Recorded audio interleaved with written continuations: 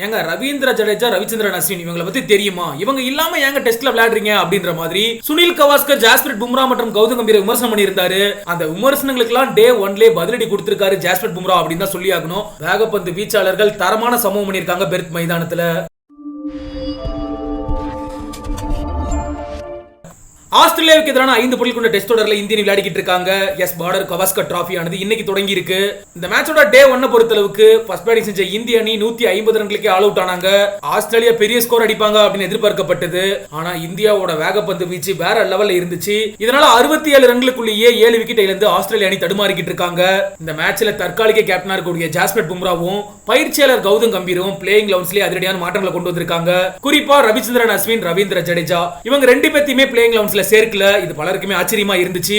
இவங்களுக்கு பதிலா தமிழக வீரரான வாஷிங்டன் சுந்தருக்கு மட்டும் பிளேயிங் லெவன்ஸ்ல வாய்ப்பு கிடைச்சிருந்தது. அதே மாதிரி அனுபவமே இல்லாம நிதிஷ் ரெட்டி மற்றும் ஹர்ஷித் ராணாவுக்குமே இந்த மேட்ச்ல வாய்ப்பு கிடைச்சிருந்தது. இந்த நிலையில தான் இந்த பிளேயிங் லெவன்ஸ்ல அஸ்வினியும் ரவீந்திர ஜடேஜாவும் எடுக்காதத பத்தி இந்திய அணியின் முன்னாள் வீரரான சுனில் கவாஸ்கர் கடுமையா விமர்சனம் பண்ணியிருக்காரு. இத பத்தி என்ன பேசியிருக்காரு அப்படின்னா, டெஸ்ட் கிரிக்கெட்ல 900 விக்கெட்டுகளை ஜோடியா எடுத்திருக்காங்க ரவிச்சந்திரன் அஸ்வினும் ரவீந்திர ஜடேஜாவும். இவங்க இந்த மேட்ச்ல விளையாடுறது எனக்கு ஆச்சரியமா இருக்கு.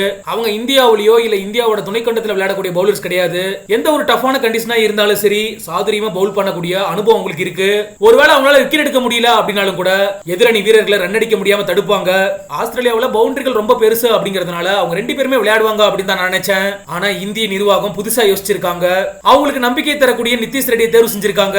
அதுல ஒன்னும் தப்பு கிடையாது. ஆனா அவர் டெஸ்ட் கிரிக்கெட்ல விளையாடுறதுக்கு தகுதியானவரா? ஏன்னா டொமஸ்டிக் கிரிக்கெட்ல மட்டும்தான் அவர் அதிகமா விளையாடி இருக்காரு. இப்ப இருக்கக்கூடிய நிலையில ரசிகர்கள் மாதிரியே நானும் நிதிஷ் ரெட்டி அப்படியே நல்லா விளையாடும் நம்புறேன் அப்படின்னு சொல்லி இருந்தாரு.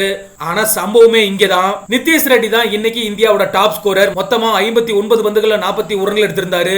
இன்னைக்கு மொத்தமா இந்தியாவும் ஆஸ்திரேலியாவும் சேர்ந்து 17 விக்கெட்டுகள் இழந்திருக்காங்க.